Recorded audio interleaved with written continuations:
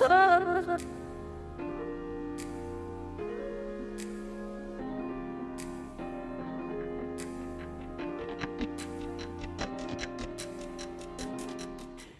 welcome to Trauma and Tea. I'm Molly. I'm Matt. And today we're with the lovely Danielle. I'm really excited to have on today. Dan, before we get into all the amazing things you're currently doing, obviously the podcast is called Trauma and Tea. And your story obviously hit me really, really close to home because I'm a mum, lots of us are mums. Thank you so much for being brave and coming on today and sharing, obviously, your story. And would you like to start by telling us a little bit about yourself and why you have decided to come on the podcast and why you're here today? Yeah, like I say, you've come and said to me about the podcast you're doing, and would I like to have a chat and kind of go through, the trauma and the ups and downs that I've had since losing Chloe. I think it's a really good idea that I can just, come and spread and kind of explain what my life's been like over the last year and a half, Yeah, the aim it'll just help other people to... Yeah, the aim is maybe other people might connect to it and think, I'm going through this, or I know someone who's going through this. So how you can support them, or what can I do? Yeah. So where would you like to start? Because I obviously remember Chloe when she was, Yeah. I mean, 2020 was kind of like the turning point for me. From like an early age of 14, 15, going into hairdressing and just working constantly throughout my adult life. Having Chloe young and then having my two boys a little bit later on in life. I kind of just went into the normal way of life, which was, get a job, earn money and support, the kids and kind of just like run through life like that, like we don't know anything else. And I think that's one of the biggest things I look back on now and I think, wow, we are all kind of in school and then we're taught to just come out of school, get a job and earn money. And there's nothing else other than just that. So we just all follow that same thing, don't we? We're all kind of conditioned that way. Get this job, get that job, that job earns you that money, whatever. But deep down within me, I knew I was different. I didn't want to just get a job that gave me money. I wanted to do something that I was good at. So hairdressing was one of those things. And to be honest, like even going through hairdressing and doing the hair, it was like I was never ever completely happy. And when I speak to you now about how and what I've learned from 2020, it kind of goes back to those problems I had from, say, 16 to 30-something years of age. And that was that I'd been living with this, with the overactive mind, and people call it ADHD. I don't like to label anything, but ADHD is a massive thing, and is something that can affect a lot of people in different ways. But I lived with it without knowing that I had it. I think you do deep down know you're different, but I see it as a what's the word? I know. I think it's a good thing to have. I think it can be a positive thing. Oh yeah, 100%. It's pulled me through so much. And I think when you're able to get a grip of it, it is quite special. Yeah, I agree. Because you take chances, and you're not as scared as the majority of people. Like yourself. Business is not a big deal. If you want to do something, you just do it. Yeah, to us it's normal, and you just have an idea and you think, I'm going to do it. I don't care how I get to it. You just do it. Don't think about it. And you don't think about it. You just do it. So there is an element of, well, I'm going to use it to my advantage. Yeah. And I think over the years, I think you, like I say, I was in hairdressing. I qualified. I quickly became salon owner, sorry. Then I went and managed in Cardiff. Then I was in Supercuts, and everywhere I seemed to go, it was like it wasn't enough. So it wasn't that the job wasn't enough. It was that my mind wasn't challenged. And I think when I got up to 2020, I think I was like 3 years into event managing, so I did a lot of working away. So I worked with different brands. We activated like brands all over the country, and that varied from hairdressing, The big hair brands. products, Yeah, to like seeing Coca-Cola, your stuff. And yeah, I didn't resume, all different stuff. So anything that the company I worked for or different ones had, depends on whether I liked it or not. I say, yeah, I'll do that, and then it became quite a big thing for me. So, of course, having the salon and property and doing event managing was kind of difficult in a normal life. But for me, I just carried on doing it.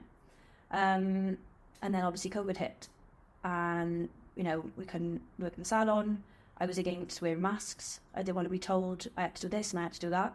So again, I was being pulled from like what I believed in and what I should be doing. And again, I wasn't going to do it. And we were the last to come out of it when we, I was saying to you, wasn't it? Yeah. We were the last, and we had the worst funding, and we had the least help. Yeah. Well, at the time, I had the salon, and I run the landlord might just said if I wanted to come out. I was in a break clause, 5 years with a break clause of 18 and 36 months. And I rang them at 19 months, and I said, look, I want to come out. So I didn't have to go through all the the help and they call it the grants and stuff. I didn't have any of them. So it was just a case of the landlord saying you can come out. So I was lucky to come out to there and just I went and worked in Tesco just to have a job, because it was one of those places that wouldn't have shut down.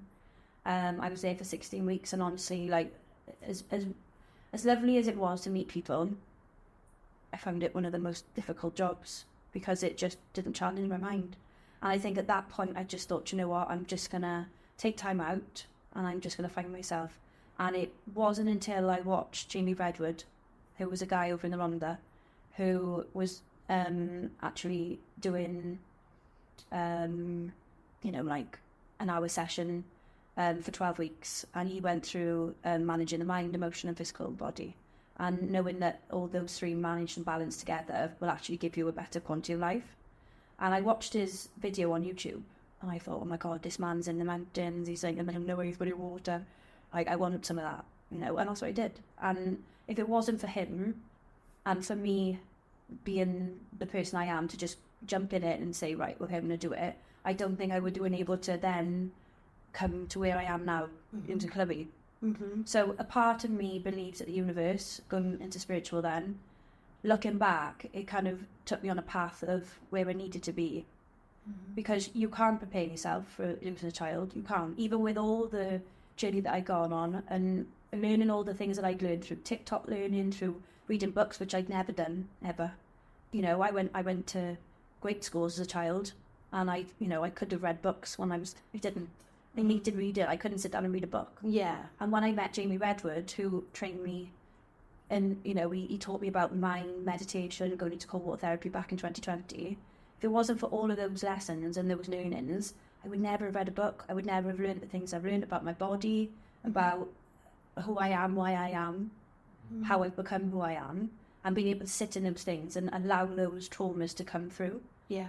So without learning and reading and going on all these different kind of social platforms, I would never ever have been able to have coped, I don't think, without Chloe, with all of that happening. So going back to 2020 was the start of my journey of understanding and being able to cope better than I have coped before. And I think walking around with no shoes on, going into the forest with no shoes on, sitting by trees, talking to trees, people don't think that's like crazy, don't they? No, but just being grounded. Yeah, taking your shoes off. Knowing that, like he said, take your shoes off. And I'm like, oh yes. And he's like, oh, you like that, do you? And I remember sitting there and we meditated on the side of the mountain, Clydach, and he said, yeah, doing well. And I said, yeah, I like it, And it was almost like you felt home. Yeah, because when I was younger, my mum would say, put your shoes on now, put your coat on, don't be cold. And they are all the things you say as a mother because you love your kids and you want the best for them. But at the same time, I felt like I needed to take my shoes off. And sometimes you grow up saying to your kids then, put them on. But now I just say, if you don't want your shoes on, take them off. Like, I'm the total opposite to what my parents were. And that's not to say that my parents didn't bring me up right, because they did. My mum and dad loved me to, a lot, but there's lots of things that we learn through conditioning, and I just think it's good to recognise it and let that go, and not to continue that moving forward, you know. And it is really important, especially when you're going through grief and you're going through different kinds of problems that arise, you know. So yeah, grounding, taking shoes off, and knowing why that's important. You know, like electric and a magnetic field need to come together for that to be balanced. So if you don't take your shoes off, then you're not. No, you're not connecting, and it's not allowing the body to neutralize. So if you've got a lot of what do they call it? Should I think the word? If your body is, help me out with your name. Do you mean like if you got loads of energy and inflammation?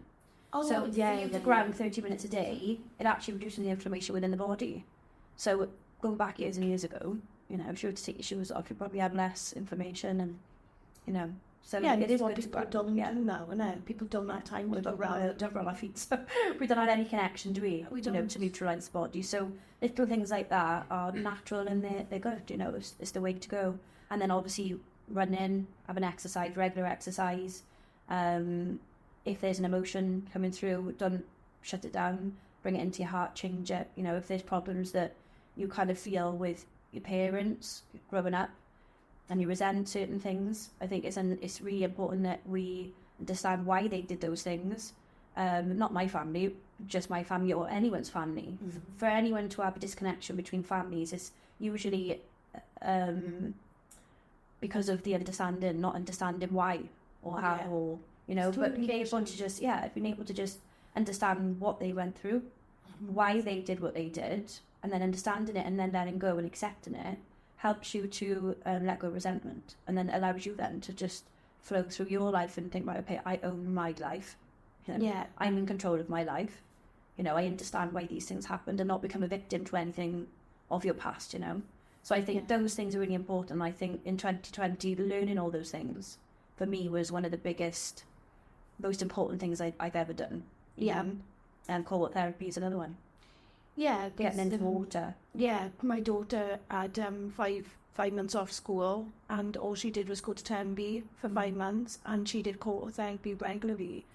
Because I felt like I was losing her to what we lose kids to now, and it's the best thing she had done, because she came back and she's back stronger than ever. And it was against school policy, it was against other things, but for me as a mother, I felt she needed to be there, and it was the best thing I did, and obviously the best thing you've done.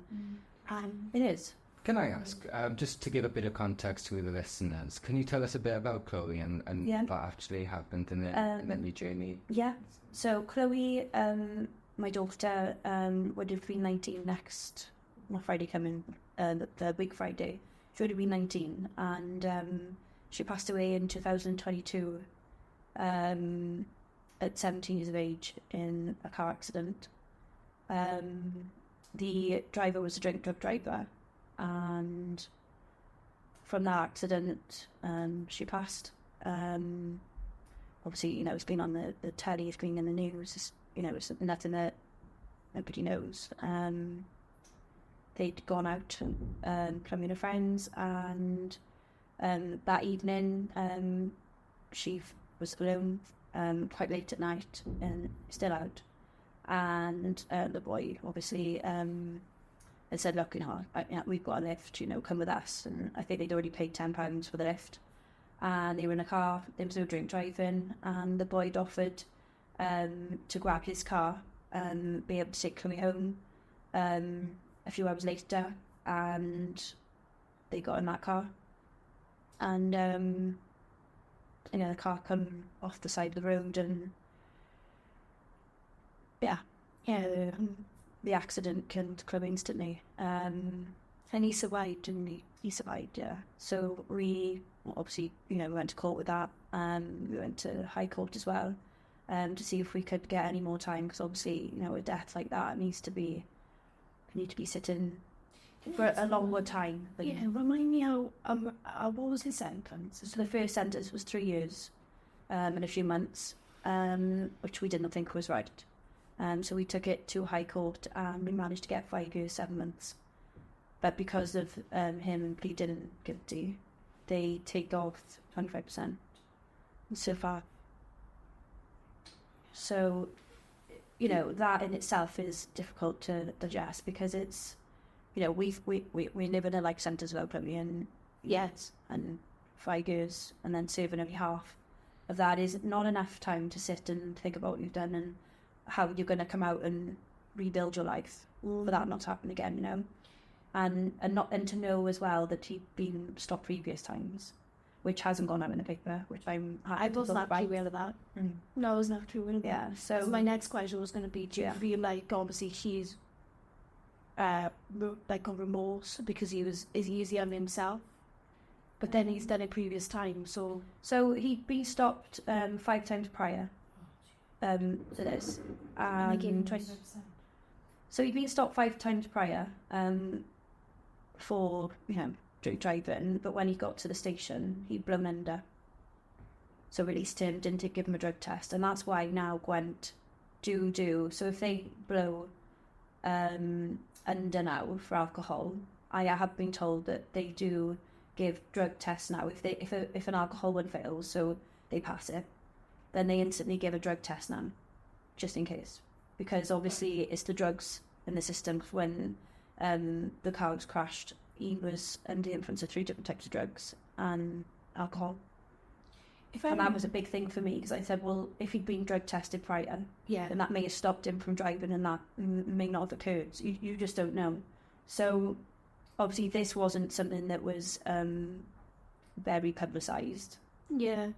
For whatever reason, but it needs to be highlighted. And I think now Gwent have put different, you know, drug tests in place. You know, it costs a lot of money, and obviously they're trying to get funding for that, you know, these kits and tests to be available. Yeah, because the problem we got is, if I remember rightly, when the incident happened, did he start drinking by the side of the road to kind of hide? No, to be honest, like I say, I can't really speak much about it, because obviously it can be quite controversial, but he'd already drunk prior to the accident, and there were 4 bottles in the car for him to drink. I mean, he just had to drink them after. It wouldn't make a difference, because they do toxicology reports, which will then base it on it happening prior to that, so they'll take off those anyway. So it wouldn't make a difference. He'd already been drinking and taking drugs prior to it, so made no answer difference that he didn't after. But yeah, that you did do that. And just in terms of your spiritual journey, did that start before this incident? It did start before. Yeah, so like I say, it started 2020. Chloe passed away in 2022. And prior to it, obviously Chloe, she'd come to water with me quite often. She was on her own little journey, you know, and at that age I think they go through lots of different things, you know, they try different things, and they're going out with different people, and, you know, their social circle is very different. You know, you have one friendship circle which may not go out, you've got another friendship circle that do go out, you've got people that experiment, you know, all different social circles are different, and I think that age is just, it's very much all about that, isn't it? Yeah. And trying to find out where you fit in. Yeah. And like I say, I think for Chloe, it was wrong place, wrong time. You know, she'd gone out that night, and I remember her ringing and with her friends and saying, "Oh, Mum, you should have come to Platform Neb." And, you know, there was, I think it was, oh God, Vetters Only and something else. And she was like, "Oh, you would have loved it." And I was like, "No, I don't go out playing." You know. And I think my spiritual journey stopped me from that. You know, I'm not going to say I never went out, because I did go out, you know, once upon a time. I had a little drink, but anyone that, you know, knows me will say I was never a big drinker anyway. But if I did ever have a drink, you know, feel a bit ill the next day, or it wasn't really like you. No, it just never was. I didn't really enjoy it. I think you just do it just to kind of not fit in, but make yourself feel a bit better. And I think, again, going through your spiritual journey, you learn so much about yourself. You realise that actually, why am I using alcohol to get me to that place, when you should be able to find that happy place through yourself. Yeah. So again, that's another, we'll go on to that in a minute, like when we go on to the next bit, but part of your spiritual journey is knowing that alcohol is the devil, and it is a spirit, and it's not great for us. I know we're not saying that you shouldn't do it and you shouldn't drink while being spiritual, but when you learn about it, you don't want it. You don't want to be around it. because I don't like the way you learn about it. Yeah, and I think, especially with Chloe, knowing that I connect with her on a different level without it, kind of really steers you away from it. Yeah. Do you think Chloe's little journey and also your journey happening beforehand, do you think it's helped you connect with her now in her parenting? 100%, yeah. Weeks, months before, we say, you know, I sit on the bed and, you know, we like watch these YouTube things, and we'd do some like third eye training, and, you know, well, what can you see? And, you know, we always just used to think you'd be able to see something, but sometimes it's not that, I can just feel it, you know. Yeah. But I do remember once sitting on the bed and I shut my eyes and just listen to this YouTube thing, and then it kind of like shuts off and it allows you to kind of like sit and like connect. And I remember it was like a 4D video in my mind. Like, you know, when you dream, you kind of see it. Or if you meditate, at least, sometimes your eyes see black and yellow. So it could be like, I don't know, like a building or an outline of a building. So it's all black, and then the yellow behind is kind of like showing you the shapes of the building. Mm-hmm. Or you could see a bird, and that would be like black, and then the rest would be yellow, and the floor would be black. Do you know what I mean? Like, you'd see these things through like just yellow and black, or maybe purple. But this was different. Green and purple. Yeah, but it's normally like two colours in it, and there's normally like a shadow of like the shapes and buildings you see or whatever. Yeah. But with this, it was like a 4D. So it was kind of like, you've got, do you remember the, what's that place called? When you go towards both, and you go down into the mines. Heritage Park. Years ago, they used to have like this display down, and the screen would come through. Yeah. It reminded me of that, like a 4K. And I could see this image in my mind. It was like this side of the wall was black, and that was just a wall like this. And then there was another wall here, say, going all the way across there, and I'm standing over there. So I could see this wall, and I could see that wall. And then there's a big bright white light coming through, and there's a little girl standing in the doorway with a white dress on and long blonde hair. Now, it didn't look like Chloe, but I knew it was. Yes. I can't describe it. That's what it was like. Yeah. It's like, even though you can't see the face, you know it's them, but it was a white dress and long blonde hair. And she was just standing there. And it reminded me like of a cubicle toilets being behind it, and then mirrors on that wall. That's what it reminded me of. And I look back now, and I think, and Chloe was alive. She was like, "Have you finished now, ma'am?" You know, she's in her bedroom, and I'm like, "Oh my God, that's weird." I don't know. I think it was about 4 to 5 weeks after she passed. I remember looking back in my notes of all these things, because I think when you start doing these things, you start journaling and you start writing down what's in your dreams. If you meditate, sometimes you see signs. So it's really good to journal. So I journaled a lot of stuff. And when I look back, and my friend said to me, "You need to journal now with how you feel every day with Chloe passing," because you do forget.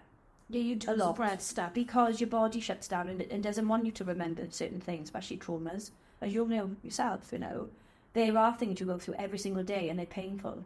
Mm-hmm. And the body does shut them down. Sometimes you'll remember, sometimes you won't. So it's really, really important to write it down. Mm-hmm. So anyway, looking back, about 4 or 5 weeks after she passed, and I was looking in my book, and I thought, oh my God. And it took me back, and I thought, oh my God, that was Chloe. I don't know if it was, but it would have been about 4 or 5 weeks before she died. And she stood there. And I thought, was that something? You don't know, do you? No. But until you look back and you piece things together, you just think, was that Chloe? Was that an angel? Was that, yeah. Because you look at it and think, oh my God, why? You always think, why didn't I say that any longer? Because I said to Chloe, oh, it seemed like it was you. She's like, oh, shut up, man. Shut up, man. You know, what the hell? Shut up now. You're not doing that again. Yeah. And I'm like, well, it's no big deal. But obviously afterwards then, you piece it together. Yeah, like you giggle but you don't. You think, wow. Well, the brain's fine. She was like, you do my head now, look at you. You know, she was very much like that. Mum, you're scaring me now. Shut up about it. You know? And that's what she was like, you know? Yeah. But she was the same, and she would see 11 all the time. All her friends said to me afterwards, oh my God, Chloe's number was 11. And she'd always say to me, Mum, I see it all the time, every day. And she'd always have the phone on 12 o'clock, not 24-hour clock. So she'd see it twice a day. Yeah. And it was just one of those things. And a lot of her friends had tattoos, 11. after she passed away, everything was 1111. Lots of people resonated with that number. Mm-hmm. And it scared a lot of people, but it brought a lot of comfort as well. Yeah. You know? Yeah. And it was certainly something that Chloe was coming to terms with. And she was like, oh, what does it mean? I was like, it's an angel, but just means you're on the right path, or it means that you're aware that something's maybe not right. So you're in a place where you just recognise this stuff, you know? With you now, obviously, you've taken your trauma now and you've gone and pushed it into positive things, in my opinion. Obviously, do you wonder if sometimes maybe, like, because obviously you're saying the universe brings you everything we need. Do you think everything was maybe like, this is just the way it was supposed to pan out for you to be who you are today and provide what you do now for other people? Because I think that YouTube is amazing with the music, and I'm going to let you talk about it because it's your thing. And we were supposed to come to the last one, but we want to get childcare to go to the YMCA and do it because either be right up our street and it'll be right up Man's Street as well. Yeah.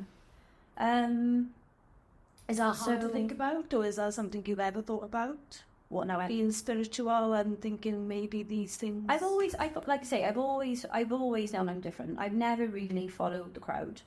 So even in school, you know, there was popular girls, and you know, I came to Ponty and lived when I was 16, and you know, you had people around you that were popular, as they say. I never really did anything to keep me in that circle. I didn't feel like I felt like I had to be genuine and authentic to myself. And for you to kind of be involved in these things, when you're young, you always think, oh, you know, that's where you need to be. And you ask anyone, like, I just have friends from everywhere. Yeah, I didn't have my own circle. I went from one to another because I felt like I couldn't be like them. And if I wanted to be around those kind of circles, I had to be different, and I were going to be different.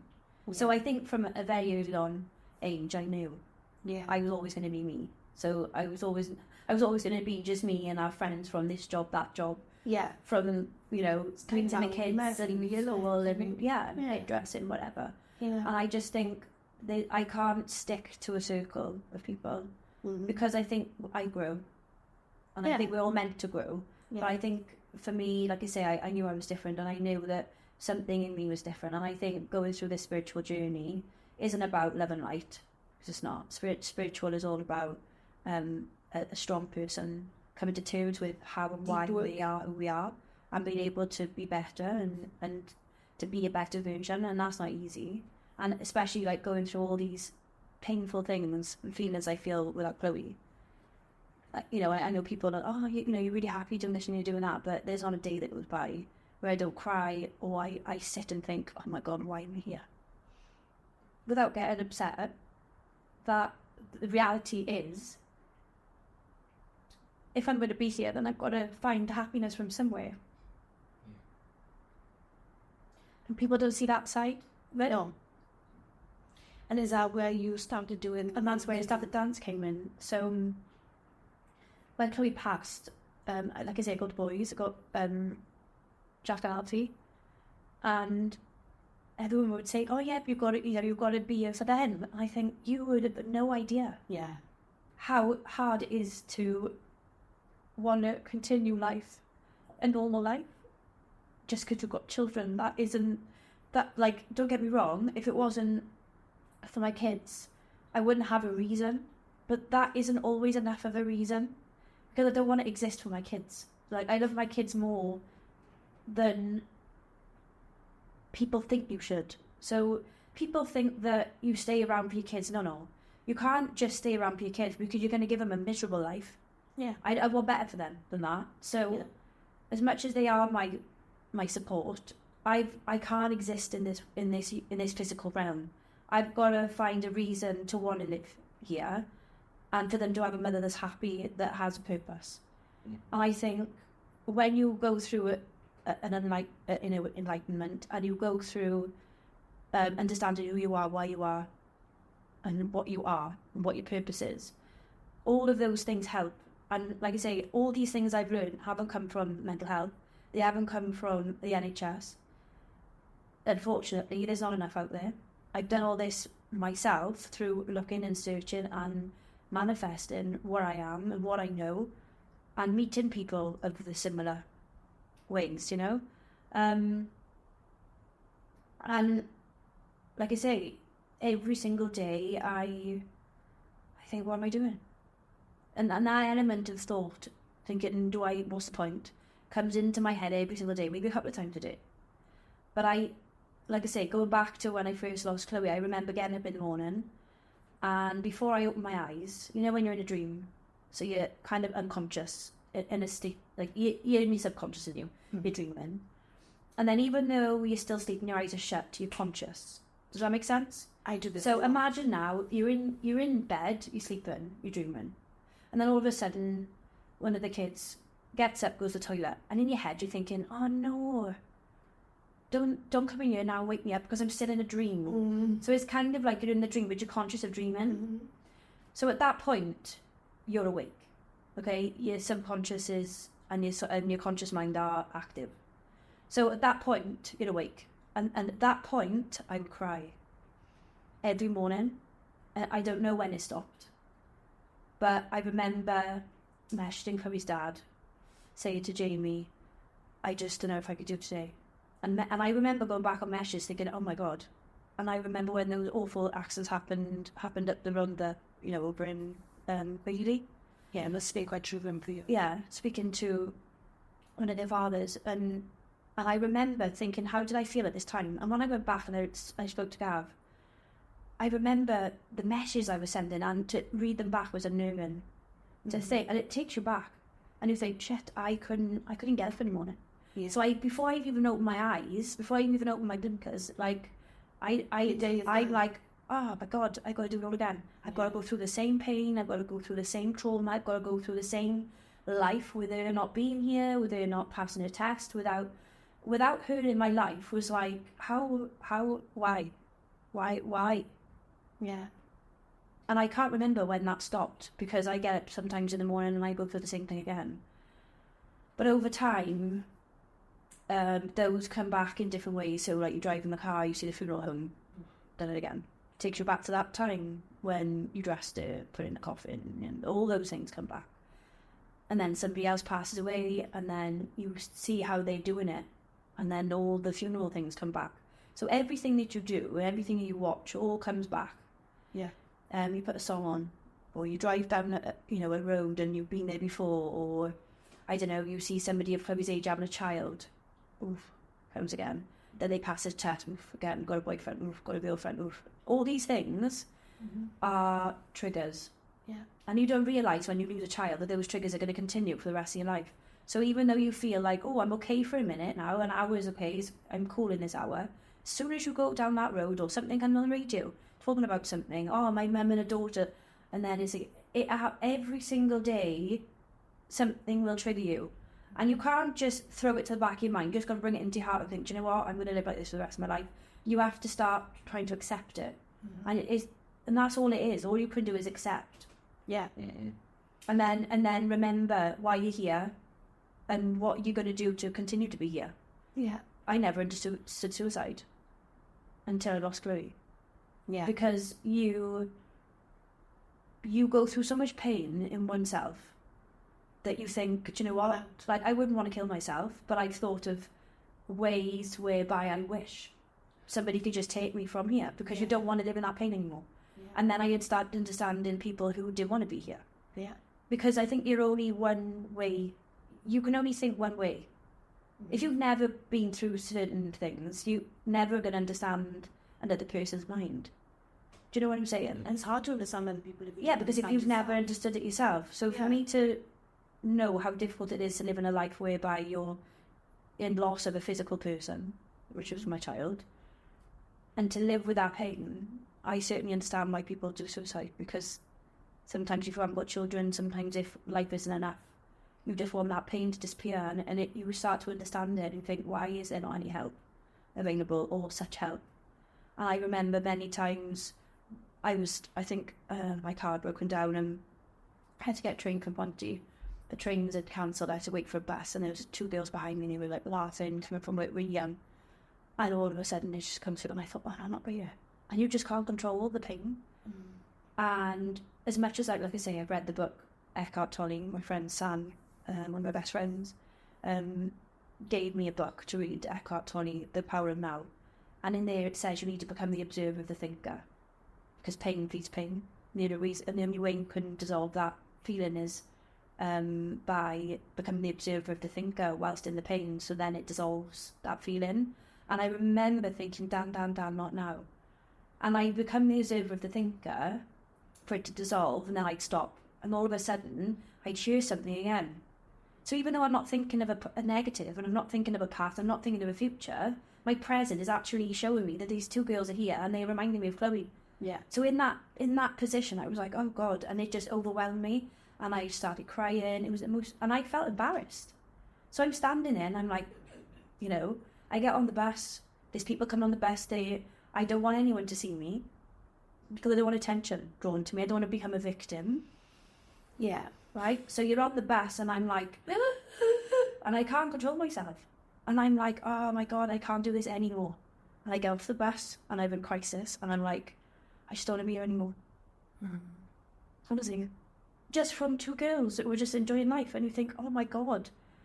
And I'm on the phone to them, and they're like, what can we do? And I said, honestly, like, just take me to water. I haven't got a car right now. I need somebody to take me to water. And they're like, bring one of your friends. You've got friends, you've got support. I'm like, yeah, I know, but I feel guilty having them come and get me, take me to water. Because because I am that person. Yeah.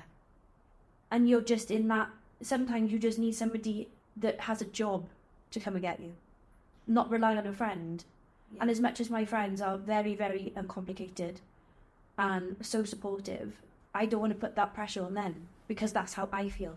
It's nothing to do with my friends because I know my friends would take me anywhere. It's something you need to It's something that I need to work on by myself. So you're kind of coming out to this like mind again thinking, oh my God, what am I doing? Yeah. And there's no support, and that goes back to support then. There isn't any. So when your friends are always of a support, but you can't ask your friends for support, what services are there? And there isn't any. Yeah. And I know that there are like buddy services up with called Psychos to Cymru. I know, like, I volunteered before Chloe passed away, and I actually said to Darren, like, Darren, I've got it on the other side now. I can't be a buddy, and I can't take people out because I need that. Yeah.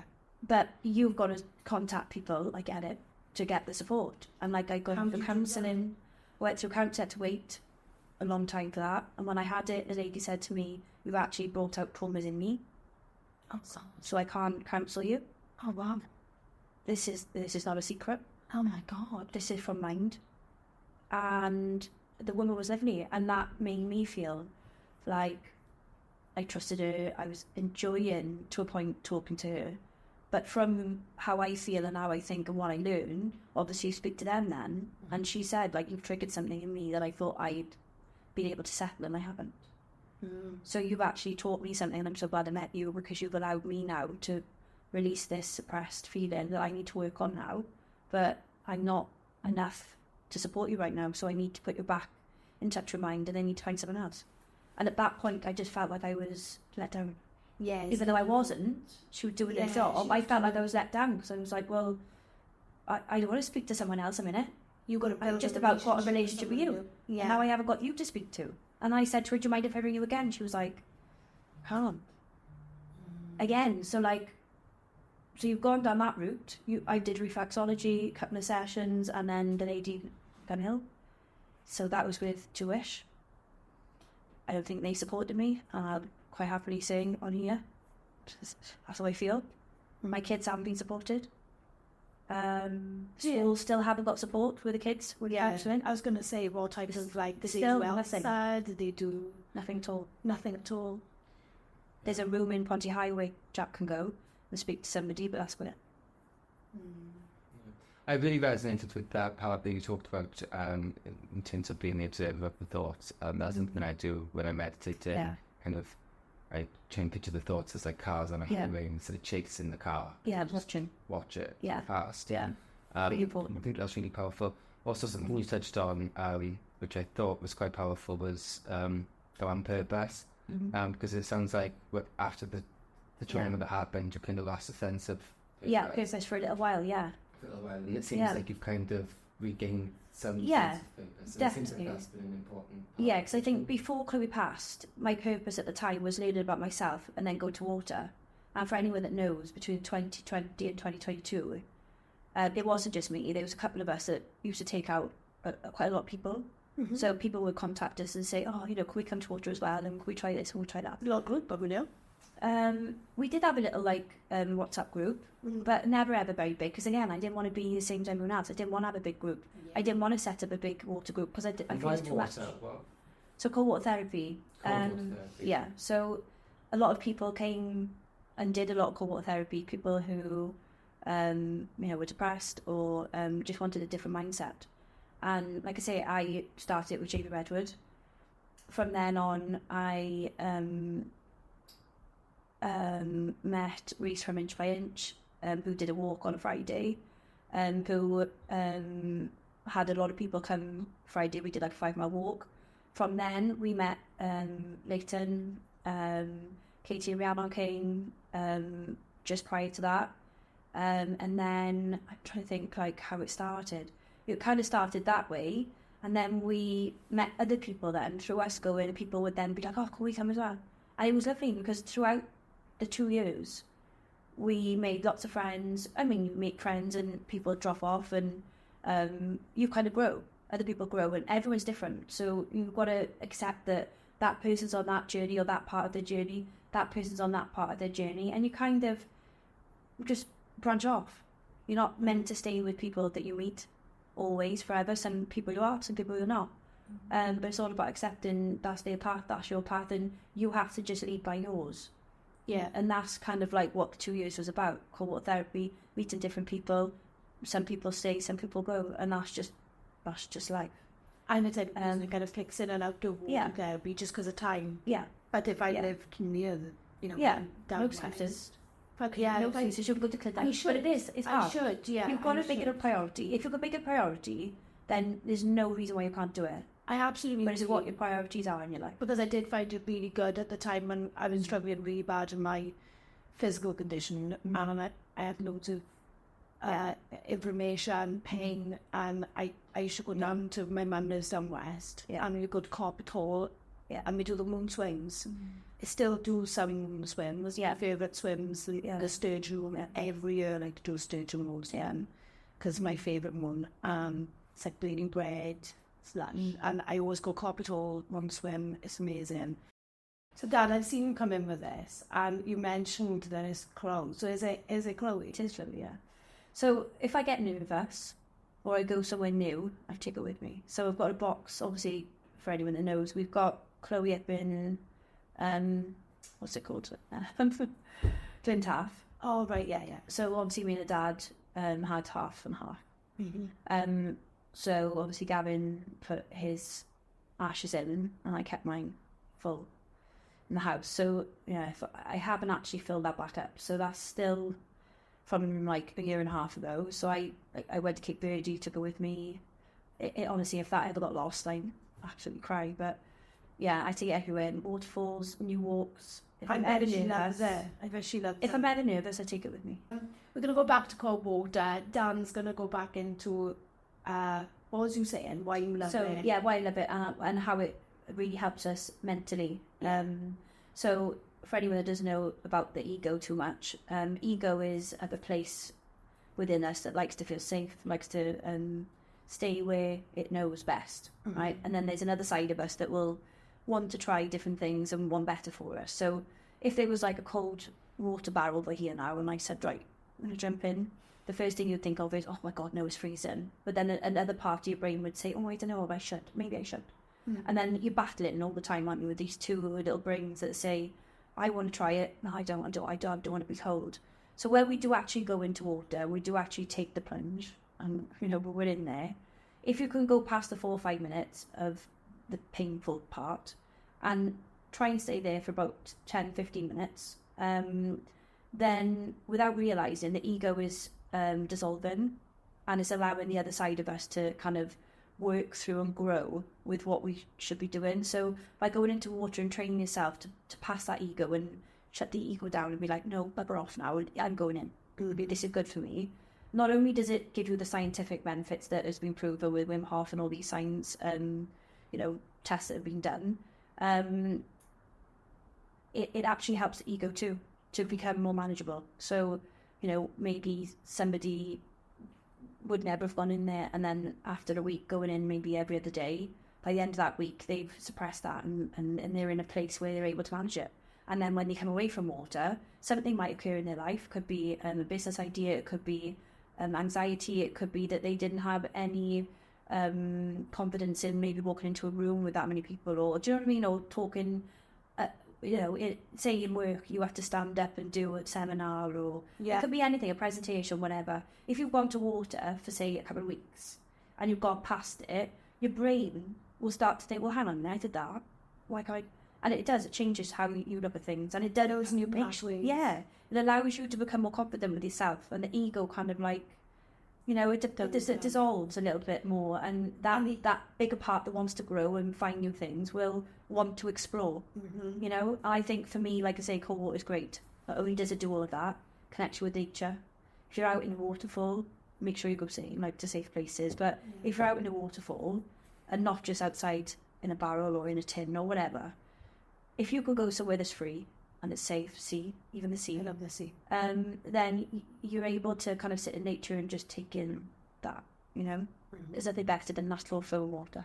No, I agree. I agree. But like I say, you do whatever works for you, whether that going to a place where it's there, whether that be something out the garden, it's better than nothing.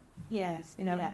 But, cold water therapy has definitely been one of the most important things for me. Being able to just zone out. And go to that place. And so I want to talk about like the is it called the shamanic? It's called static dance. Static dance. So the static dance started, so again, losing Chloe, going through those emotions, I've always worked. And I couldn't work. I couldn't even think of being around that many people. And you're in a battle in there with yourself. I need to go to work, I need to earn money. But at the same time, I physically can't do it, mentally I can't do it. Not because you can't, but because you just shouldn't. You're going through lots of different things, and it's very important that we grieve properly, and we're able to understand the grieving process and understand like what we're going through, how we're feeling, rather than just jump back into work and like put that. It's kind of like you're suppressing it and then just trying to forget about it. When you do these things, the same as the doctors. When the doctors, I walk and I do walk and oh, come and get antidepressants, come and do this, come and get sleeping tablets. I'm thinking, what? I haven't rung you to get that. I've rung you to ask you what support you have for me. Would you like to see I have never taken. I've never taken antidepressants. Not because I look at other people and think you shouldn't do it, but I don't think they help. I don't think it's the answer. And I think from learning about antidepressants and what they actually do to the brain isn't what I want.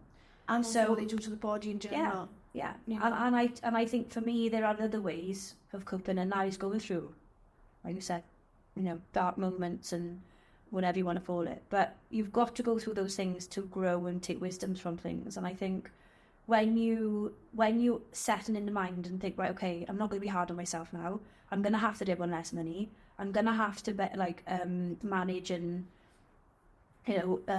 set an amount of money to live on because I need to get through this pain. Yeah.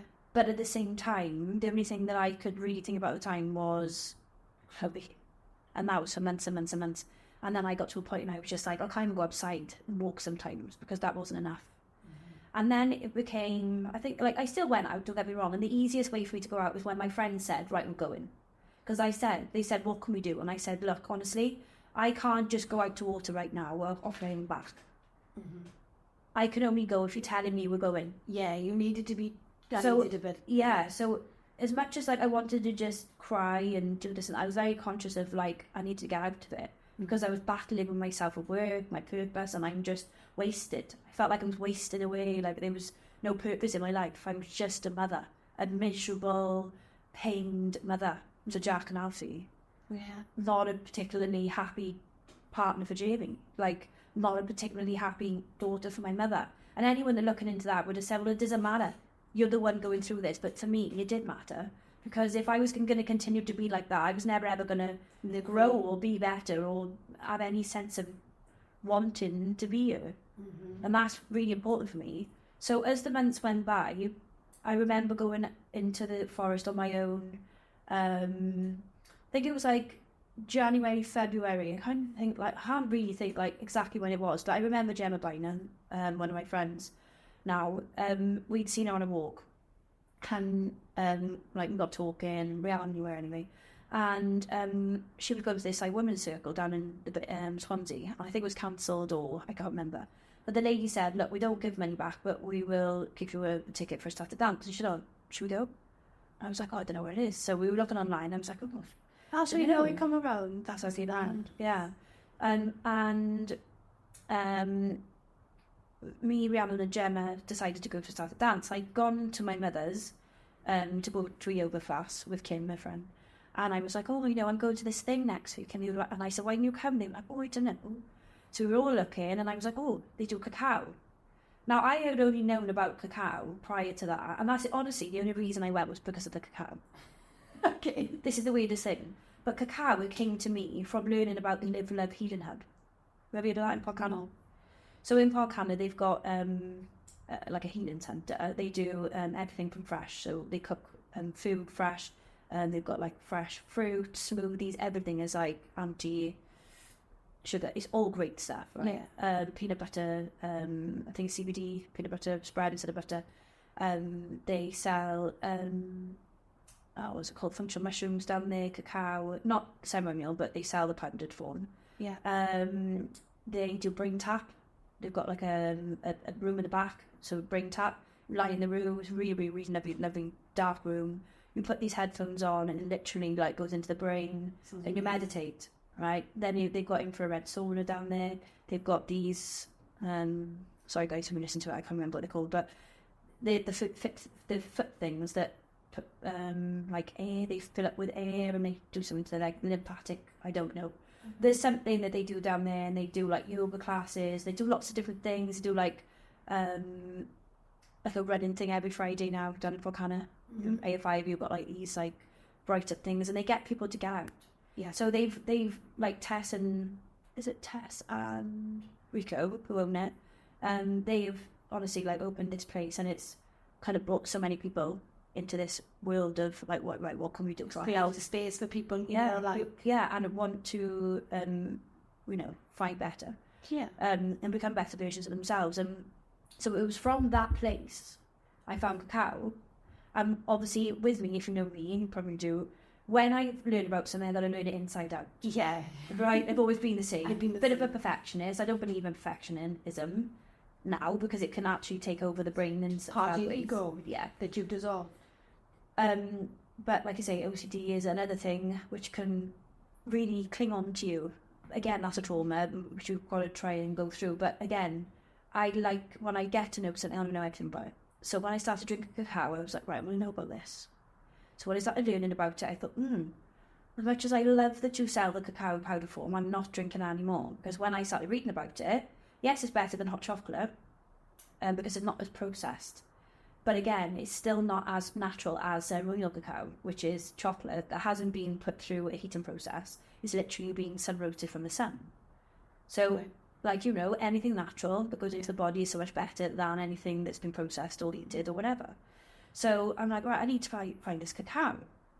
So I go online and I'm like, right, I order this cacao. The cacao comes, I'm trying it. I'm like, oh my God. And it was like it opened my heart. So when I saw that ticket thing with Gemma, I may not have gone. But because I read and it said cacao ceremony, I thought, I've got to go. They do cacao. I need to try this cacao. I need to try more of it. So we us three went, and honestly, as soon as I got there, see Gypsy and Marie, who facilitates it with her team, they welcomed us all in. We did the smudging, which is standing there, they ask your name, they tell them their name, leave anything that doesn't serve at the door, set your intention, whatever that may be. Shoes off, it's on the ground. Choose your, think of an intention that you want to, intend for tonight. And remember that you're here as you, as one, and we're at the present moment. And then I was like, okay, this is different, and I like this, honestly, as soon as I went in there, the vibes were just it was amazing. No drink, no drugs, just you. right? Figuring out who we are in Cacao. So we go in now and we're like, oh, we can have our makeup done. So we had little makeup bits done, you know. And then we were kind of like in and out with people. And then this Cacao ceremony started. And we did all about the now, the present, and be grateful for the elements, you know. Mm-hmm. And then she started DJing. And I was like, oh my God, this is absolutely mental. Like, everyone's just, honestly, I've never seen anything like it. And obviously it's a journey. So it starts off very tranquil. Yeah. And then it progresses. Obviously, she did a lot of, what's it called, drum and bass. So, you know, it is each of their own. Yeah. I enjoyed it. And like I say, I've been to so many since. Yeah. And I just thought, oh my God, there's not enough. Yeah. If I can feel like I can cry, I can laugh, I can act like whatever I wanted in a space that nobody judged, then this is for me. So even though before Ecstatic dance, I would listen to music, it would make me quite sad because it reminded me of Chloe. Because me and Chloe had such a big thing with music. Yeah. And obviously my family's like thing with music. Mm. So for me, that was really hard to listen to again. So when I went to this Ecstatic dance, I thought, oh my God, like I'm able, I don't know, it was like I could grieve for Chloe, but enjoy at the same time. Yeah. I had no alcohol around me, nobody drinking around me, and I thought, oh my God, this is my tribe, these are my people. You felt safe. I felt like, oh my God, this, I don't know, and it just makes you cry with joy. It was like the biggest high I've ever had, and to this day, it's still the biggest high I've ever had in my life. And I never wanted to, like, not feel that again. Yeah. And at that point, I thought, oh my God, I need to do this. What is she doing? And she's DJing, and I'm thinking, oh my God, I couldn't DJ. And then in my head, I'm thinking, I just want to learn it. I've just got to learn it. Yeah. I don't need to learn much about music because I already feel it and I already have this thing called frism. You know, your hair stand up. Not many people have it, but if you do, then you connect with music. And it was one of those things that I thought, oh my God, I've got to do this. And I had a vision. And I always say this after dance now. I'm third one in now, a week Friday, and I'm thinking to myself, wow, the vision is... If you have a vision... and you want that vision, the vision is, and it will happen. I believe it's, and I just thought I've got to do something. Yeah. But it's my purpose now. It's my reason to feel happy.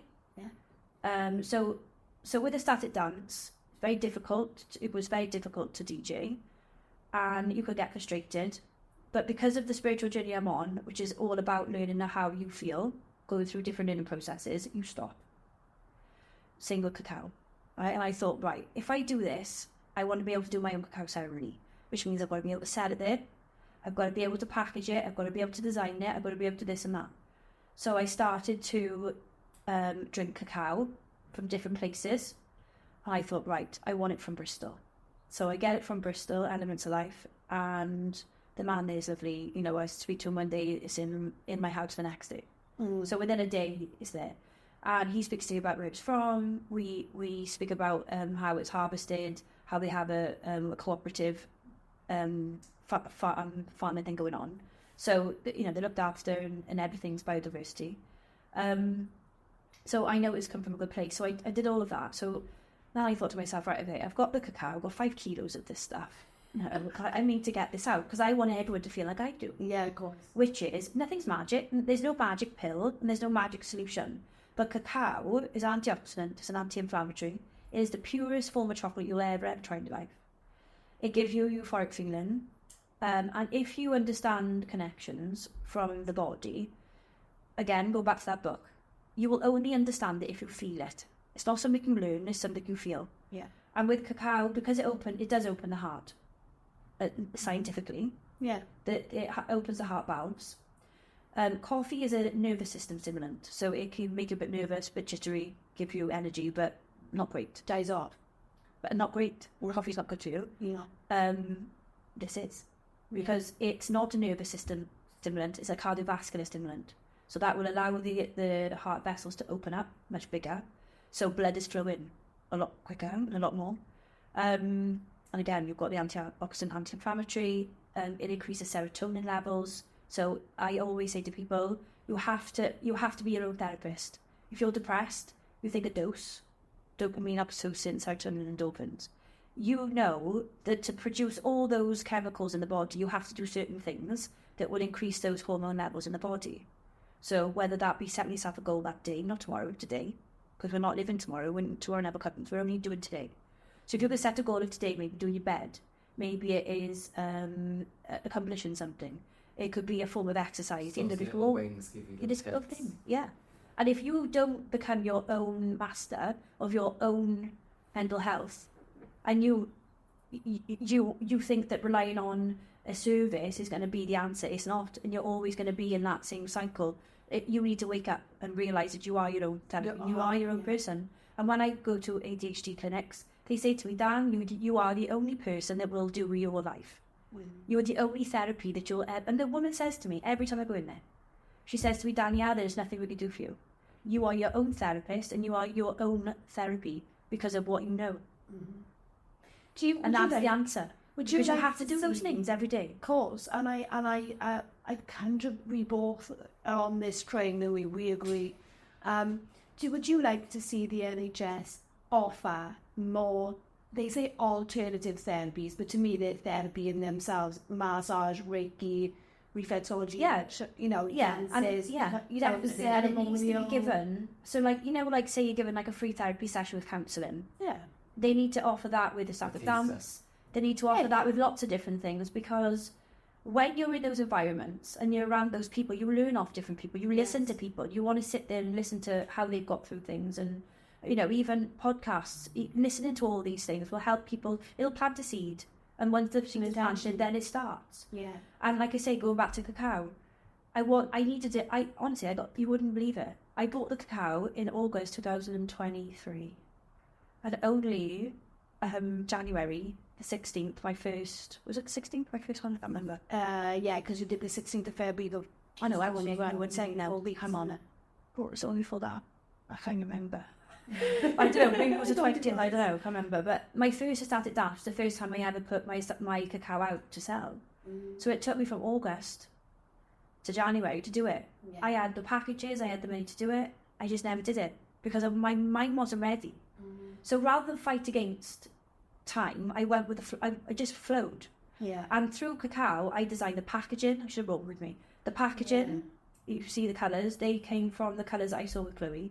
Sunsets, sunrise, dreams, the colours that Chloe loved, peaches, oranges, purples, pinks. They're all the colours that my mum and Chloe, that I see in my mind that resonate with me and Chloe. So they were really important. But I was drinking the cacao, so I'm doing it. Yeah. So I've got all this information. I'm writing down, drinking cacao, and I'm like, yourself. And I'm like, I'm looking at myself now. I'm like, observing now with the thinking, bloody hell, Dan, you've drunk enough for that today. Because you don't have a headache from me, you've got to drink water. Is it something you do every day? I used to do it every day, but I probably have about 2 or 3 days off now, just so that I'm not, reliant on that as well. Because nothing is good. Nothing, you can't rely on anything. You should always rely on yourself. Not too much of anything, which is what I've learned as well. But it honestly gives you a connection to whatever you're creating, because cacao it helps you connect from the heart. So you create from the heart, not the mind. Yeah. So it's mad because I'd had enough that day and I thought, we're not doing it anymore. Then the next day I'd have it, and then I do the design, and then I do I'm gonna have a heart with it and it'd be different. Then I have my ingredients and all the nutritional values that I had to get, and do all of that. I put that in a heart as well. The back of the package is all about heart, dear, love, and but that's me. I've always put a kiss on a text, an email to work even, and a heart if I could draw it. I've always done that. So that's me. That's part of me. And then obviously over time I was like, right, I'm not going to rush it. But then I got to a point, I went to the BMA and I said, look, I want to do it in January. And my friends are like, Danielle, you need to start doing your packaging right now. I had the brown envelopes for 3 months. Not the envelopes, the packaging with the foil inside. Had that ready. I needed to buy a printer. I had the money to buy a printer. Oh, but when I saved to buy one, I just never bought one. And I'm like, why are we not doing it? And then I spoke to my cousin and she said, well, why don't you just do it? Just do your thing and then just set... I said, you know what's stopping me? I said, I'm not doing it myself. I could have easily have gone onto eBay, put in my own design and said, print off the labels, and then I would have had the labels for 20, 30 quid, and I could have just stuck them on. And I didn't know what was stopping me. And I said, no, I've got to do it myself. And she was like, okay, the printer then. Buy the printer. Whatever you need to do, Dan. Buy the printer then. So I bought the printer, got the paper, And I was like, right, do I get stickers now and then print them off? That didn't seem right. That's why I now bought stickers. Right. So I did it, and then I put glue on that was eco-friendly, that had nothing. So the whole process of making the cacao was handmade. So I cut every single one out. Sean, my friend, came up, he put rulers down beside it with a piece of paper, and we were cutting. The whole process was done with love. And you know, at any one time, I remember thinking, I got 3 days to produce all these packs just in case, because you don't know if anyone's going to buy them all at once. I mean, I've sold them and I've used them, but I had to package them all, and I had no time. And I thought, I am not going to package any of them when I'm in a bad mood, because you have to set intent. Yeah. With cacao was all about setting intention and like putting love into it. And you know, at any one point, even halfway through a package, I was like, I threw it. Did you? Yeah. The bag went, and that was it. And I put that cacao in a jar, because I obviously had my own as well, and that was for me. So I could sing and just do what I had to do when the time was ready. And then I could feel it coming around again. I'm thinking, right, I've done enough today. I'm stopping. And I would write even like the sell-by date on it, all by hand. We got so cacao is literally done all by hand. Every single package is done from me, like cut, glued, front and back, sealed, and it's all done with love and intent. Honestly, it is like the whole thing. So obviously I went to this thing, didn't I? Go back to, I always go off bloody singing, but. Going back to the dance, I thought, right, I've got to do it. So it was hard, because I thought, well, I've got to sell the cacao, I've got to be able to do the cacao, and I've got to be able to facilitate it.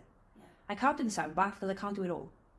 So I thought, right, okay, I've got to find somebody that can do a sound bath. And I thought, you know what, I'm not going to look, I'm just going to let it come to me.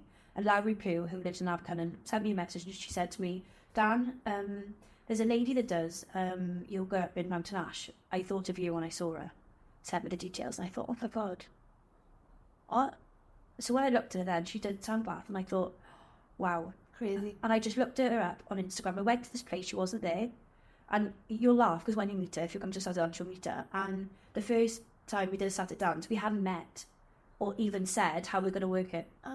I just met her once. I turned up to yoga, I was an hour late. I thought it was 5 o'clock, I thought it was 6 and 5. When I got there, literally all I said to her was, can you please come to a Saturday dance and do like 15 minutes of it sound bath at the end?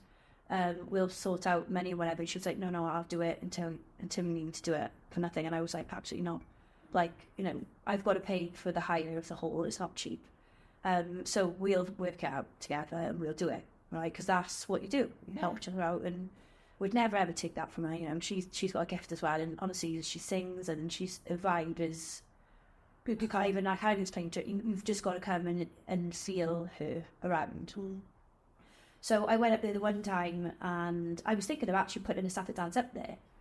And then the YMA got back in touch, and they were like, oh, you know, come and have a look. And I was like, oh, wow, this is mad. It's called the Moon Studio, it's called. Yeah, it's good. You know, it was dark, it's got brick walls. It was just, I don't know, it was just It's a nice vibe in there, I think. So yeah, on that day, so by chance, Lowry had messaged me about, you know, yoga, and she ends up being the lady. I just had a vibe, a feeling, and I thought, this woman is unbelievable. I just didn't have to hear anything. She was just so normal and free-spirited and gentle, and I thought, if I feel like that, I know everyone that's going to come to us other dance is going to feel exactly the same. Yeah. So when our first night happened, she turned up, dropped her stuff off. I was late because my car had a battery problem. Like, it's never ended in my car. There's always something wrong with it. There was a problem with the battery. We got there in the end, and I was stressing. The music wouldn't go on. People were waiting. It was one of those things, you know. Keith Bowen. Yeah, and she just took over at the beginning. She was helping me sage. You know, it was only me and Layla doing the makeup when other people should have been doing it. So it all kind of went as it should have in the end, but as it shouldn't have, but it was meant to do what it did because it worked. Yeah. And she was able to talk to people, and we just got through it. And at the end, we both said, like, this is our first time. We didn't even say to each other, this time is going to be this. It just happened because we believed in something. And I think we can very much resonate with that. Same with you. Said with this with the podcast. It's not forcing it, letting it flow. Yeah. Letting things come to you. And that's what makes it more special, because you just think, for somebody to say how did it happen, you just don't. You can't even. Don't know. You can't even explain it. does. You have the intention. Yeah, and the vision, and then it just happens when it's meant to. I believe in if you go against it, it doesn't work properly. You know, like, of course, your thoughts turn into an emotion, and emotion vibrates, and it vibrates out, and then it returns back eventually some way. So if any of the listeners who might be local, we could put the link in the description for them to so Ecstatic dances every 4 weeks. I am hoping to do it more often and when the numbers build, because obviously, you know, it is a lot for us to hire out the hall for 4 hours. So hopefully with awareness better, if you can do one outside. Outside, so that's finding a space if anyone's listening and they've got, like, you know, land if anyone's got and land. let us know, you know. But it is expensive for 4 hours to hire. So, you know, we say that the investment that is paid for the ticket is to yourself, really, but allows us to form the space and for us to build our purpose and our life as well. Because, like I say, for me to be able to live this life and be happy without Chloe, which I'm not, right? But the happiest I can be without her and with my kids is walking in water, going to water, and literally preparing myself for a static dance. So when that becomes more available, so when I'm doing it every 2 weeks, I'm not going to be stopping. Like, it takes me about a week to get all my music, because people don't realise DJing is really hard. You've got to feel music, you've then got to buy it, then you've got to download it, then you've got to put it into a playlist. So you've got to kind of, like, it's not just a static dance, you don't just throw songs in there. You've got to go through a journey with people. So when you do it with the Cacao ceremony to start, like, we have tribal making and stuff, but you start the Cacao ceremony. I even record that as well. Pre-recorded, that's the only thing that's pre-recorded, and like the background setting when we do makeup. But that is all done prior. I do like a ceremonial Cacao, and then once the music starts, so I go into the dance part of it. That is all live. So the only thing I can really have, like, ready for me is a list that I've already, like, kind of looked at. Yeah. So 1 to 20, 1 to 30, or however many songs I'm playing that night. So that's the only thing I can really prepare for. The rest of it is just live. And trust me, like, I've flipped that up instead of that one. Or I click the load on that side when it should be that side. But I very quickly, like, put it back on. People know that it's not recorded. I'm actually live DJing. Yeah. And I've done it to a point where I am very good at transitioning now, and, like, the songs do flow into the next. There's no, like, stop. Yeah. You know, like, you're doing into this, and then all of a sudden you've got to move. So it is very good transitioning, and you do flow. But at the same time, I talk to you about how you feel. So when you come in, I'm very, very, like, aware of you feeling uncomfortable, you feeling stiff. People, the majority of the time, do have a drink or take drugs to feel confident, to be able to dance. Mm-hmm. That's very normal to some people, and that's not wrong. It's just that that's how people have built up their way of getting to that point. Yeah. Whereas for me, because of the way Chloe died in the car, I wanted to give an alternative space that I'd found to people local, so that if they wanted to come away from drink and drugs, they can. Because they have a setting now whereby they can go, they can dance, and they will literally find a way of being able to move freely without relying on anything. And when you go to that space, and I'm saying to you, you're going to feel uncomfortable, you want to move, your mind's saying you want to move your arm, but you feel like you're stiff, like you're stuck, you're blocked, you're in this dark place, and you're like, oh.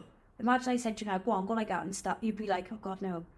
Because that's how you feel. Like, naturally, that's how you would feel. So when I talk to you, and it's starting off on tribal, tranquil, tribal, the music is very, like, slow, but tribally. So it allows you to, like, you know, move your hands and your arms, and to a point where you're not really being too vulnerable. You're still in control of yourself a little bit. But when I say to you, right, okay, the music's going to change up a little bit now. And like I say, it goes through the chakras. So depending on where we start, the frequency of music starts quite low. Yeah. So that's always going to affect the bottom chakras. Yeah. Chakra. And as the music progresses, the music frequency changes.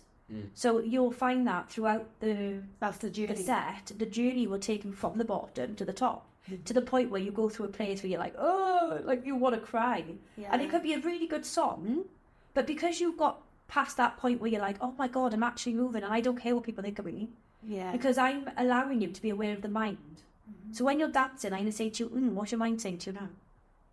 Yeah? On a microphone. Yeah. And you're I've thinking, seen how the your hell does videos. this woman know what I'm thinking? Yeah. Because I can say to you, what are you saying right now? Because when you're in a club normally, you don't think about what you're thinking. You just think, There's different frequencies and vibrations yeah, anyway. but you're not conscious of the mind. No. The mind is somewhere else. It's, Yeah. it's thinking about the next drink or what's she doing or what's the next song. Yeah. Whereas when you're in a space, it's very, very vulnerable. You're very, very vulnerable. You are completely you. So every emotion is going on. But when I say to you, come out of the brain now, be the observer of the thinker. What are you thinking? Are you feeling nervous? Are you feeling unconfident? Are you feeling like people are going to judge you? Are you feeling like you want to dance but you can't? So all these questions are running through your mind. You're thinking, oh my God, I resonate with this. I can feel it. And then as I say to you, like, right, become an animal. What animal am I? What does the animal do? How does it act? Act like it. And you're thinking, I don't want to bloody act like an animal in front of these people. But everybody's doing it. Yeah. And I'll say to you, shut your eyes. If you can't do it with your eyes open, shut your eyes. And I'll say to you, shut your eyes, let the music guide you. And you'll just be like, oh my God, you'll just be moving. And like, and then when you open your eyes, you feel like you're uncomfortable again, shut them again. Because that's when you're really in tune and you're feeling the music run through your bones, your blood, whatever. Honestly. And we progress then. So the music goes from tranquil to tribal to house to melodic to bouncy to tech house, to tech, whatever you call it, to tech, back down. And through the whole thing, you'll see people like this, to that, to jumping up and down, to being an animal, to being on the floor, to lying down, to being like people go crazy. And then at the end, then we bring it back down just from one song. So it's very, very tech, right at the end, and then it brings you back down, very upbeat, but very like, oh, you know, takes you right back down. I don't know if you know Cacao, Saltwater. Oh, I love that song. But it brings you back down. Yeah. Right? We even got like Ben Hensley. Nice song choice, Dan. You know, loads of different songs, Power. Yeah. Lots of songs that will really bring you up. Anima, Enigma, Camel Fat. There's so many things in there. Tribal as well. Like, people that even know even a thing. These songs even exist. Yeah, but we know when you listen to them, it forms different emotions, it releases different emotions, it releases suppressed emotions, and you feel so many different things. And at the end, you're going to be like, oh my God, I don't want it to end. Or you could be a person that wants it to end now. You could be either of those. Yeah. But when we come back down, we literally lie on the floor, and then Indie Rose takes over and does sound bath. And she just takes you to a place, and like Tina Tara said, literally it was like being in Tibet. Tina said, you know, like she's seen people like cry, and she's seen people, you know, she said it's an amazing yeah, and she's been to a couple with me. Yeah, and she hasn't just gone to mine. Like, we went to Bath, and you know, it was lovely because she could see the difference in him as well. Because every single Ecstatic dance is different. Yeah, you know, and like I say, it might not be for some, it might be for another. But for me, even if it's not my type of music, I still am grateful for the fact that that woman or that man has brought that space and that music to someone, because it's helping somebody. Yeah, and it's helping me, because you should accept music, every bit of music. Every single person that's produced a track has given love and effort in that, everything into that track for somebody to feel that. So to even feel grateful for an artist is a lovely feeling as well. So even if you don't like a song, just remember, all right, you may not like it, but somebody else does. And you have to just respect that person taking so much time to make that happen. They didn't give up on a dream. No. And all those places you go, like, I never rave, you know, and I love going to listen to different music that ain't on radio. I've got radio on now. And I'm like, it's depressing. I'm like, I can't listen to it. Don't even know what's in the charts at the minute. I don't. And you can't. But I honestly, like, I see music in such a different way now, because it really helps me with clubby. So even though it's bittersweet. Well, as far as clubby, when you say that, you text me the one day, didn't you? Because I had Calling for a Sign by some focus on. Yeah. And you text me and, oh my God, that's a lovely song. And it's one of my favourite songs. We're actually seeing the books this weekend. There. Oh, they might. Yeah. In Leicester. Oh. So, and you know, ever since that, right, I think of Chloe whenever I play it. And I think of that white butterfly you talk about. Well, yeah, because we're going on walks as well. So butterflies never ever come to me. So when I started walking last year, I had butterflies like come onto my hands. I literally see them on the floor. Oh my God, why is it on the floor? Go like that, and it just onto my arm. And I'm like, oh my God, this is mental. It's Chloe. It's got to be. And I'm like that. Oh my God, Chloe, I can't. And Like, I think in 20 minutes, I'm talking this bloody thing on my hand. I'm almost like, oh my God, what are you doing? I said, oh, it's my daughter. She must think I'm absolutely mental. Oh, whatever, Anna. The woman's like, your daughter? I'm like, yeah, she passed away. And she's like, come on. Not everyone understand, but I It's got to be something. I've never ever attracted butterflies before, and because it's real. See is connecting to Chloe. Yeah, my mother made books when Chloe was little, when she lived in America, and she had the story about butterfly and butterfly in a jar, and she called it Chloe B. Oh my God, this happened when I was 9. Like, when she passed, and we went through all this stuff, I was like, oh my God. And then there was a picture of Chloe, like only 6, 7, and she's holding a butterfly this big in her hand in America, and it's like all these things, like unknowable. Yeah, it's all come. So I know that Chloe knows that we would recognise a butterfly. So she's definitely come back, and she's there all the time. Yeah, I'm not saying she's a butterfly, but she's given energy to butterflies to come to me. And I 100% know that that's that. Yeah. And I know if I ask her for help, she helps me. And she shows me signs. I love it, Dan. I really like. So is that the dances? So do you want to tell the listeners about your page? Yeah, for the side dance. Yeah, we'll put the link in the description for that. Yeah. And also, is there a way, if they're not local, they can get hold of the chocolate? Do you sell that? Yeah, so if you go to my Instagram, there's a link on Finding Your Happy. So Finding Your Happy with an X in the end. And the other one is Ecstatic Dance RCT. It's an easier one. Yeah. ECSTATIC. We'll link it all in. All these in the description. Yeah, and you can buy the cacao there. Otherwise, like I say, come to the Ecstatic Dance. There's always like packages there you can buy on the day. We really want to come and document it. Yeah. Like, so for the pod as well, though. Yeah, and honestly, for you personally, Mal, I love that. You know, like you like going to raves and whatever. Like sometimes we can't always go because I'm always looking for, what Hannah wants or some focus or camel fat, whatever. Like I'm always looking, and they're not always here because obviously it's the beginning of the year, and it's kind of that. And you do feel like quite sad that there's not music because that kind of music, like me and Annette, a girl I met in a Saturday dance who came to my Saturday dance, we went to watch Ecstatic, and none of us had a drink, and she's the only person I've ever gone with who's actually never ever drunk. Because obviously I've gone with, with Jamie and friends and whatever, and they still do have a drink, and that's fine. But it was nice to just go and like kind of vibe with somebody that hadn't had a drink, and so for me that was. I don't know, it was like I just needed that night. But when you haven't got those nights, what do you do? Because that's kind of your healing. For me, music's healing, and it helps you with Chloe. It helps me to connect. Yeah. And like for me, I feel like if I'm not doing that, I need to Ecstatic Dance. And Ecstatic Dance isn't always available. It's normally a full moon somewhere else, Swansea, Cardiff. There are Cardiff, Swansea and wherever Ecstatic Dance happening.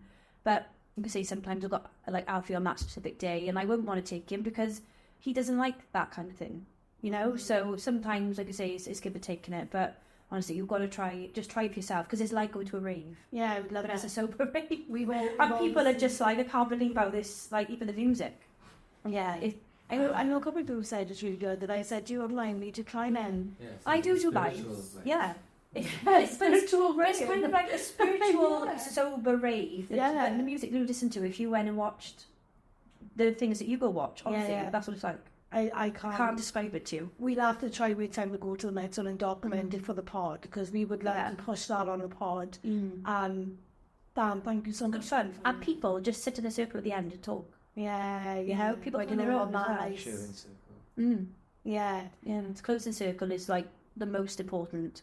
Some people leave like just before because they've got to go or whatever, but honestly, I say to everyone, like, please do the whole thing. Like, stay in the whole 4 hours because at the end, people talk about how they feel. People write things down in a little notebook. So I've got a little notebook now, which I fold into pieces of paper and I put in a jar.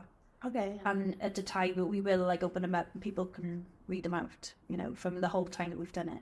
So it's really important all day and I just can't write about. But it's good for people because, like I say, some people rely on going out on the weekend thinking that that's their release, when actually by Monday, Tuesday you're feeling like crap because we've drunk too much, or I've done it, we've all done it.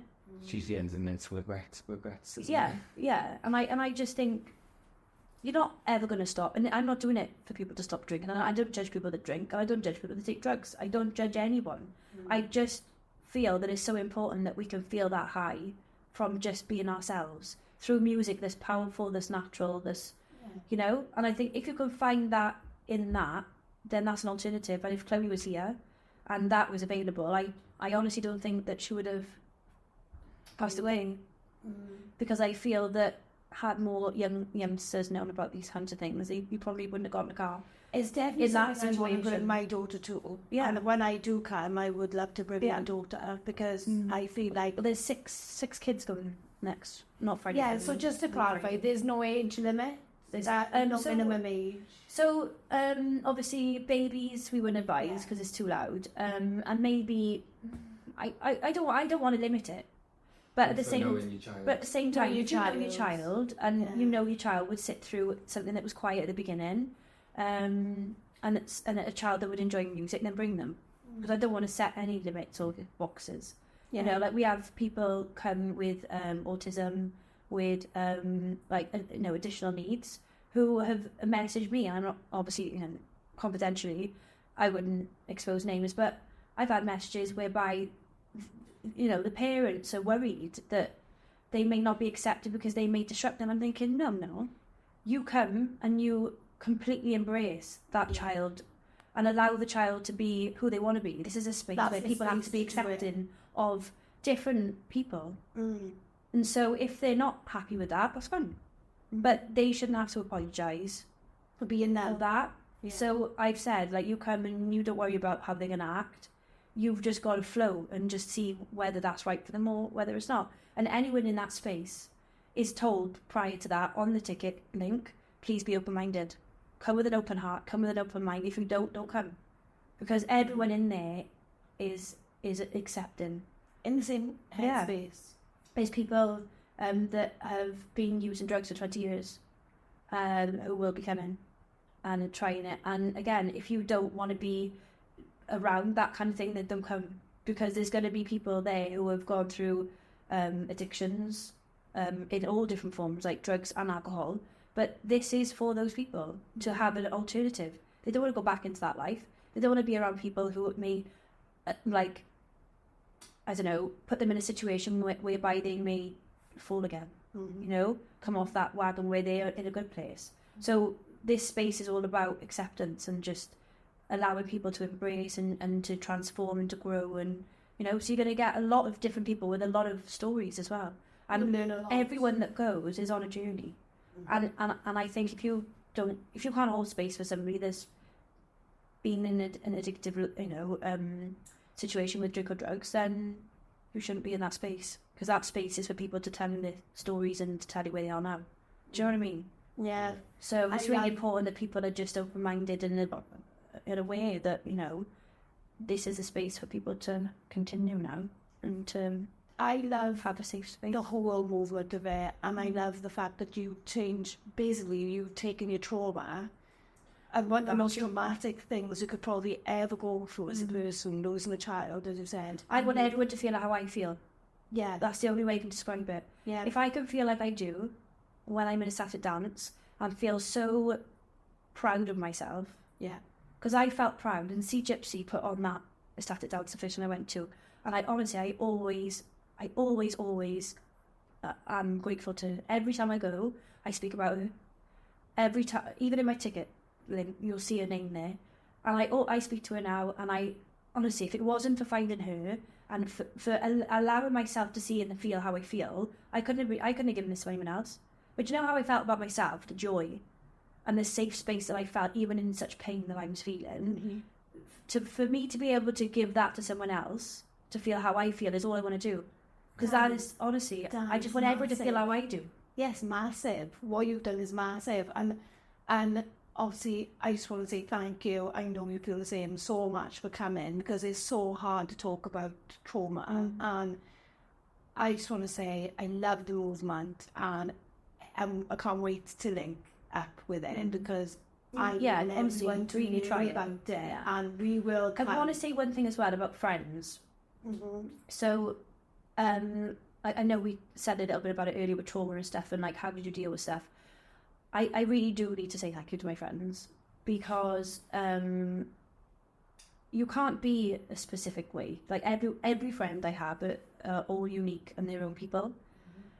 And you know, like for somebody who's going through grief or anything in life, and you don't really know which way to go about it, you don't know how to support them because you've never been there. The only thing I can say to you is you've got to let them be, yeah. But you've also just kind of got to be accepting as to how they move with that. And my friends have honestly just been there. Well, for the ones that have been there, they've been so uncomplicated, and they've just managed somehow. They've accepted I've been this way, that way, whatever. And, you know, just because somebody's dropped off doesn't mean they're not good. It just means that you're at a different path. You know, Yeah. So for anyone that is no longer in my life or no longer, you know, is in my circle, I still want to say thank you to you, and just to say that everyone is on a journey, and we meet people at certain times of our life for a reason. Do you know what I mean? Yeah. And sometimes they end there. So I'm going to turn into Stephen Bartlett for a second. We've got a closing tradition on this podcast. We do ask guests to nominate a charity of their choice that's close to their heart. Okay. I don't know many I do know a lot of charities. I think for me, before Chloe passed away, I was working as a volunteer for Signposted Cymru. So Darren is the founder. And like I say, I did a little bit of buddy work, and I, took a few people out walking, and I had some good chats, and I know that he's doing a really good job up there, and I think with any money that can be put anywhere, it would probably be up there because it's close to home. Yeah. And I know with a lot more support, he can definitely get more people involved, and I know that the money that can be sourced there will be put in the right place for support around our area. So I think, for me, it's got to be Signposted Cymru. So we'll put the link for that in the description, and any donations to there would be appreciated. And we'll also put the links to booking a Cacao ceremony, and if you want to buy the chocolate. Also, there's links for tickets as well, and this is pretty easy. So if you want to join the dance and all that, then we'll link all that in the pod as well, and hopefully we'll go into our own little we'll bring some Chloe's birthday, that is. Is it? March is the third one, yeah. Oh, that's why I've done it this way. So normally we do the Ecstatic dance on a full moon. Right.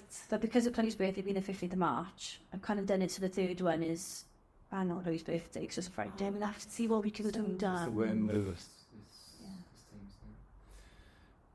Which will be a week after.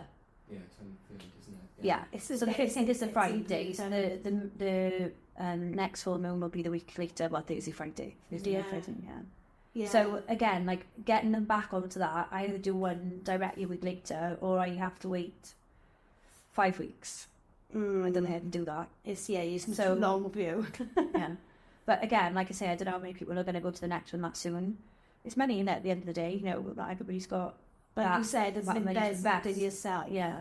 And that is by the way that not everybody can afford that either, and there are only so many tickets that I can give for free too, because we have to be able to have the space. Yeah. And hopefully with this pod, we could reach people, and we will have more support. And I hope that we can find another space that is big and kind of has a good feeling about it. And like I say, we can do different areas, because we want to definitely be able to go maybe further up Merthyr Way and do it up there, down in Penarth. Where my mum is. I don't want to be going anywhere near where Standard Dance already is, because again, when you're in this zone, you can't be stepping on people's feet, and you don't want to be doing that, because again, this is not competition. This is just about giving people an alternative space and more of it. Because if there's not enough of it, you can go back to the thing you don't really want to be doing. Yeah, which is what I would have done had I not known about all these different Ecstatic dances. But for me, Bath is quite far. Bristol is quite far. But Cardiff's fine for me. Sometimes they fall on days I can't, or weeks I can't do it. So we need more of it. So we need more of it, and obviously in areas where there's not. Yeah. But that doesn't hinder anyone else, because we want everybody's Ecstatic dance to work. Yeah. Throughout. I love that. So Dan, thank you so much for coming. And Thanks for asking me. oh God, always. Just know. And yeah, to the listeners, if there's anyone you feel might resonate with this story, share it with them. Yeah. And feel that might help anyone. And hit that follow button, it really will help us. So thank you. Thank you. Thank you, Bunny.